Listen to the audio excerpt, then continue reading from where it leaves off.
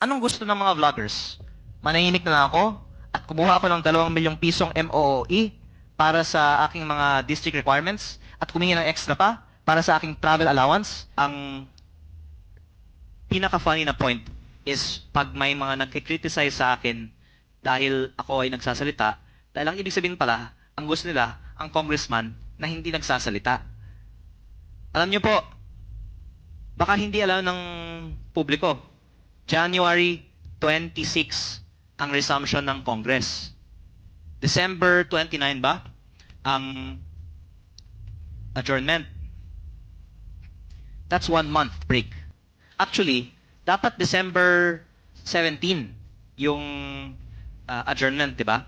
Pero dahil sa BICAM, na-move back ang adjournment, imbes na tuloy ang pagsisimula ng Kongreso muli sa January 19, na-move back din yung resumption sa January 26. Pero, sinusweldohan pa kami. Kahit walang session ngayong January. May MOOE sa opisina pa kami. At alam nyo ba, maraming mga congressman ngayon ay abroad para sa mga conference. Baka mas marami pa sa nakaraang mga linggo ay nasa conference. At baka mahigit kumulang 1.5 billion pesos ang travel budget sa 18.58 billion pesos na MOOE ng Kongreso. Anong gusto ng mga vloggers?